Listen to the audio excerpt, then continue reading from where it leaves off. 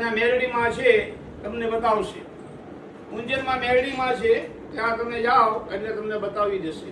ચારે જોગણીઓ ઊંઝેન ગયું અને મેરડીમાં ને ઝૂંપડીએ હતા, ત્યાં માનું સ્થાન હતું ને માને પ્રગટ થયા, દર્શન આપ્યા કે શિવે કીધું એટલે મારે કામ કરવું જ પડશે.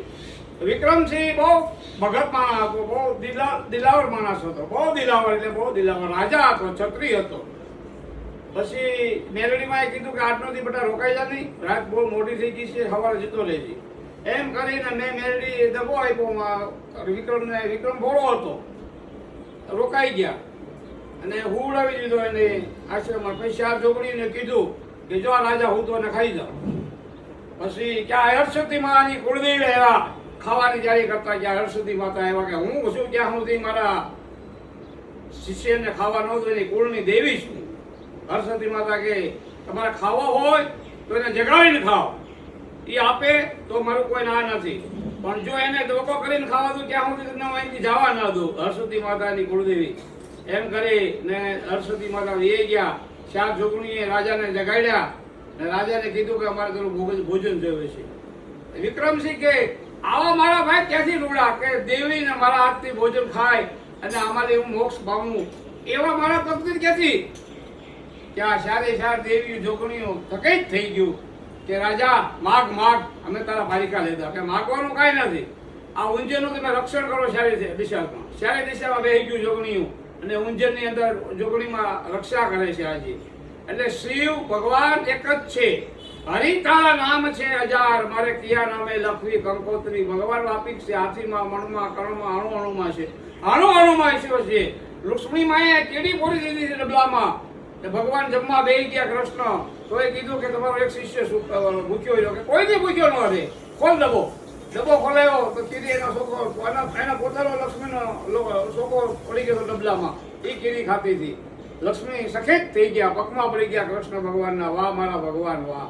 ઈશ્વર કોઈને ભૂખ્યા રાખતા નથી, જેવું કર્મ કરો એવું ફળ તમને આપી જ દે છે.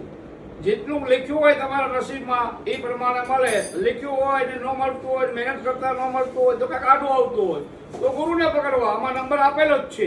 કાંઈ બી સમસ્યા હોય તેના રસ્તા બધા છે, કોઈ દરવાજા બંધ નથી, બધા દરવાજા શક્ય જ છે. આ તમને હું પરશુરામની રેણુકાને એની માની કથા આપું છું. ઋષિની બાઈ બહુ પવિત્ર, પાણી ભરવા જાય નથી તો ખોબામાં લાવે પાણી બધું આખું, એટલી જ આઘાત. એકવાર એનું મન, જ્યાં દેવો બધા ગંધર્વો નાતા હતા અને ડાન્સ કરતા હતા એની પત્ની આજે, કે એનું નજર ન્યા વહી ગઈ ઘડીક વારમાં. એક તલભારમાં નજર ગઈ અને એનો હાથમાંથી પાણી બધું નીકળી ગયું ને એનું સતીપણું તૂટી ગયું.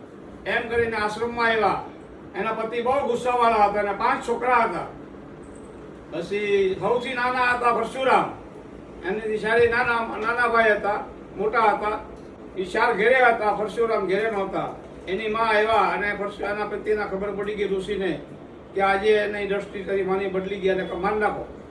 4 છોકરા કે મારીએ નહીં. પછી એને પથ્થર બનાવી દીધા શેરીને, એના બાપે. એના પછી ક્યાં પરશુરામ આવ્યા, તારી માને મારી નાખ. એ પાલન કર્યું. પરશુરામ બહુ રેડ્યા કે મારી માને મારા પિતાનો હુકમ પાળવો પડે. મારા પિતા એટલે એક જ કવાડી ભેગું માથું કાપી નાખ્યું ને એની માનો ઘર હેઠું પડી ગયો. ને એના 4 ભાઈઓને કે એના પિતાજી રાજી થઈ ગયા કે માગ બેટા.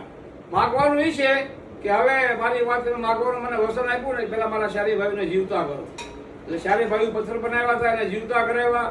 એની માને જીવતા કર્યા અને કાંઈ છૂટ નથી એવું જ બની ગયું ઘડીક વારમાં, 1 સેકન્ડમાં. એની પાસે તાકાત હતી અને પરશુરામ હતો, એક તાકાત હતી એની પાસે, શક્તિ હતી. એના પિતા પાસે બહુ તાકાત હતી, એટલે કાંઈ બન્યું જ નથી. એટલે બધા એક થઈ ગયા. એની વેળા વાળે એવી સૌની વેળા વાળે. જય મહાદેવ, જય પરશુરામ, જય પરશુરામ. ઓમ નમો નારાયણ, જય સિયારામ, જય સિયારામ. સર્વનું કલ્યાણ.